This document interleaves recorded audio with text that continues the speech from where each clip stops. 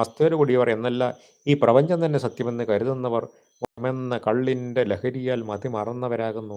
അവരെ വീണ്ടും വീണ്ടും ധിക്കരിക്കുക തന്നെ വേണം. ഞാൻ ദേഹത്തിൻ്റെ അല്ല, ദേഹം എൻ്റെ അല്ല. ഞാൻ ദേഹമല്ല എന്നീ